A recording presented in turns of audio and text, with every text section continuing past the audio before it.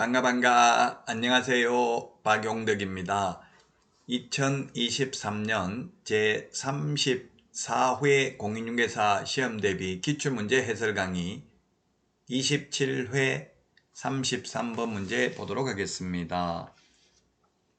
보증금 5천만원, 월차임 100만원으로 상가 임대차 보호법이 적용되는 상가 건물의 임대차를 중개하면서 임차인에게 설명한 내용으로 옳은 것은 했는데, 주택은 계약갱신 요구권을 1회에 하나에 행사할 수 있는데 상가는 최초 임대차 기간을 포함한 전체 임대차 기간이 10년을 초과하지 않는 범위 내에서만 행사할 수 있습니다. 2번은 정액 청구는 5% 범위 내에서만 정액 청구 가능합니다.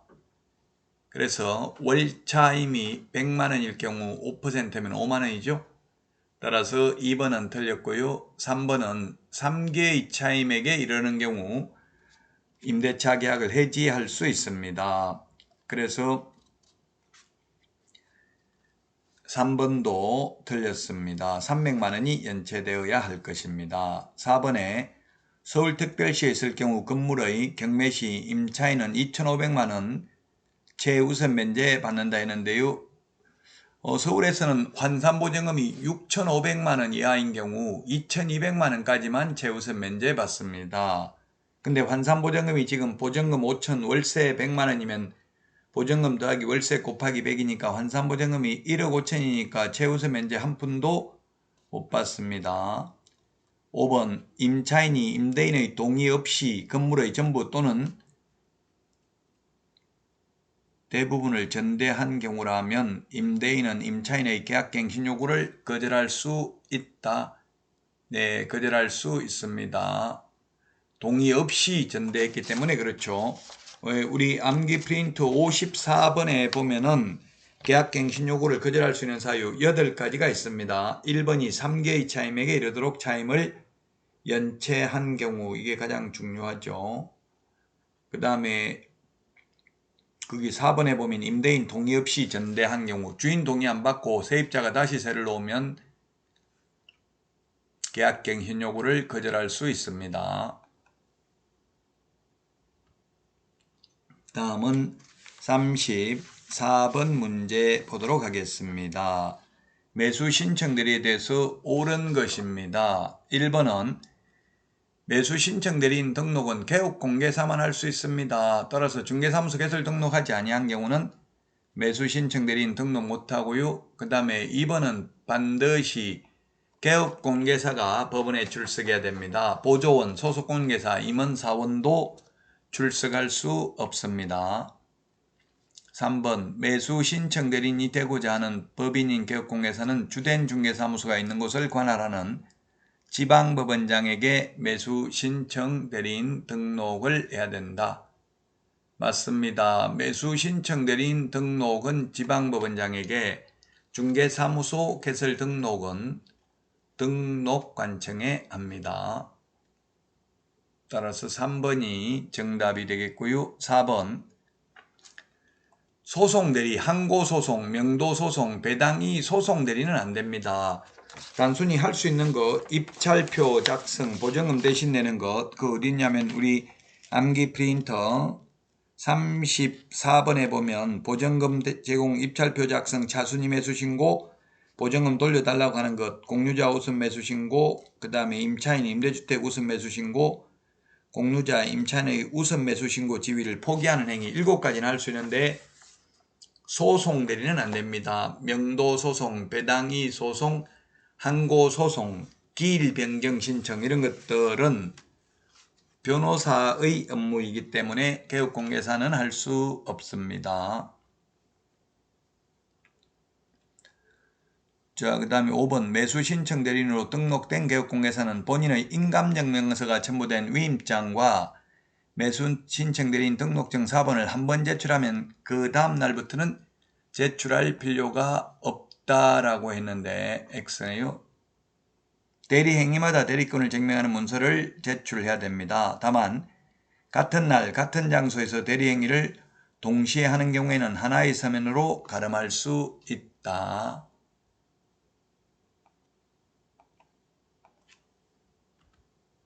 다음은 35번입니다. 농지에 대해서 틀린 것입니다. 1번이 시험에 가장 많이 출제됐습니다. 부부 각각이 아니라 세대원 전부가 합산한 면적이 1000제곱미터 미만입니다. 1000제곱미터 이하가 아니라 미만. 주말 체험 영농을 위해서 취득할 수 있습니다. 그래서 1번 틀렸고요. 그 다음에 2번 농지 임대차 계약은 서명계약을 원칙으로 합니다.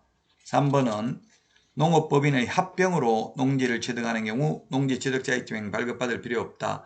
합병, 분할, 자기 거 자기가 취득하니까 농지 취득자격증명 받을 필요 없습니다. 상속도 받을 필요 없죠. 전용 협의를 완료한 경우도 받을 필요 없습니다. 그 다음에 4번 징집. 농지의 최단기 존속기간은 3년이죠. 다년생 식물재배지나 임차인이 비닐하우스 등을 설치했다면 최단기 존속기간 5년입니다.